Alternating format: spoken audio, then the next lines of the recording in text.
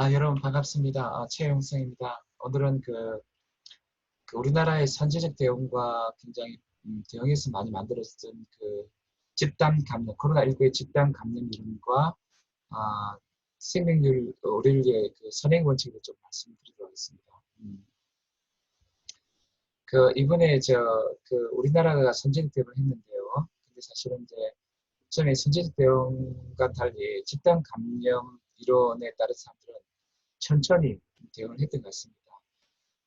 그래서 이제 우리나라는 굉장히 추적을 하면서 사회적 거리두기를 굉장히 이제 하면서 매우 선제적이었지만 사회적 거리두기를 하지 않고 그냥 천천히 이렇게 대응하는 그런 집단 감염의 어떤 그런 대응을 많이 했는데요. 사실은 유럽 같은 경우는 이제 스웨덴도 그랬고 영국도 그랬던 것 같습니다. 그런데 이제 이 집단 감염 이론은 제가 봤을 때는 일종의 그러니까 패러다임이 다른 것이죠. 토마스 콘슈라는 혁명과학이 있고 정상과학이 있는데 도대체 어느 것이 정상과학인지 모르겠어요. 선제 대응 이론이 정상과학인지 아니면 뭐냐 하면은 집단 감염 이론이 혁명과학인지 잘 모르겠지만 어쨌든 다른 패러다임입니다. 근데 우리나라는 이제 이 선제 대응을 갖다 했던 것은 메르스 경험 토대로 체화된 경험이었고 사실 집단 감염 이론은 사실은 체화된 그런 실패를 통한 경험이 아니고 일종의 이론이었던 거죠. 근데 이제 어쨌든 스웨덴이 굉장히 처음에 제가 봤을 때는 영국보다 더 지금까지 계속 집단 감염 이론을 꾸준히 해왔던 것 같습니다. 물론 영국은 처음 하다가 막 돌이켰고 근데 이제 스페인이나 저 뭐냐면 이탈리아는 그렇게 한 것 같지 않고 이탈리아는 선제 대응을 하려고 했지만 약간 마스크라든지 응급호흡기라든지 또는 여러 가지 병상이라든지 여러 가지 의료 장비가 생각보다 부실해가지고 문제를 많이 키웠고 같이 이제 스웨덴이나 이 또 이탈리아 다 정의 원칙에 투철해가지고 국민들에게 이제 보건을 무상으로 잘 해주려고 하고 있는데 사실은 이제 경제 위기 2008, 9년 경제 위기 여파에 너무 이제 의료 관련 예산을 투자하지 않은 어, 이탈리아는 또 어려움을 겪었던 것 같습니다. 그런데 이제 이 스웨덴 같은 경우는 집단 감염 이론을 가지고 이제 했거든요. 근데 그래 하다 보니까 어떤 문제가 있냐면은 어, 그, 이, 이 코로나19에 대해서 어떤 우리나라 수습 대응과 다른 집단 감염으로 전체 대응을 했는데 하다 보니까 집단 감염률에서 예측하지 못한 게 뭐냐. 코로나19가 다른 어떤 집단 감염 사례와 달리 너무나 빨리 전파되는 거예요.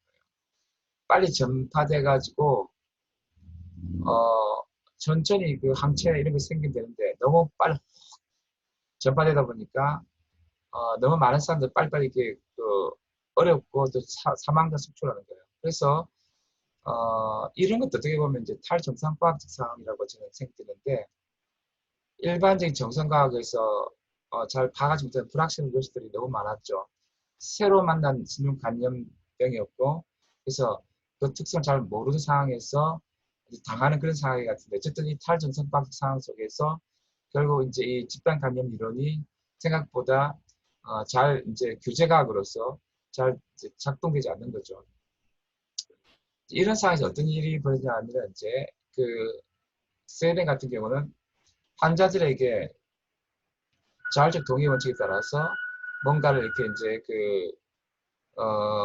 자율적 동의를 설명을 해주지만 자율적 동의를 받는다. 이 설명할 때 의사들이 제대로 모르는 거예요. 잘 제대로 모르기 때문에 탈정상적 과학적 상황이기 때문에 제대로 설명을 잘 못할 수 있고 그러면서 뭐 응급추천 자율적 동의를 이제 구하게 되고 적극적으로 또 선행 원칙을 따라서 잘 모르니까 이렇게 이제 이걸 이제 하지 않으니까 오히려 이제 치료의 효과가 떨어지는 것 같아요.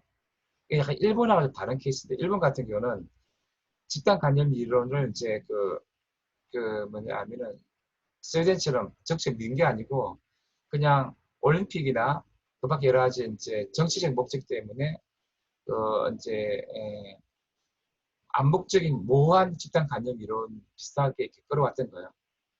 그런데 그런 상황 속에서 뭐냐면 어떤 까지냐면은 사실 이 일본이나 이 그 뭐냐면은 좀 이렇게 중국이나 이 문학 유교 문화권에는 사실 선행의 원칙이 좀 강하거든요. 잘시 동의 원칙보다도 그런 경향성이 있는데 이 그래서 이제 선행의 원칙으로 의사들이 적극적으로 뭔가를 얘기해야 되는데 약간 이제 컨트롤 타워가 또 이상해가지고 뭐 이렇게 제대로 또 이렇게 시스템이 잘 구축 안 돼가지고 의사들이 응급 환자들이 와도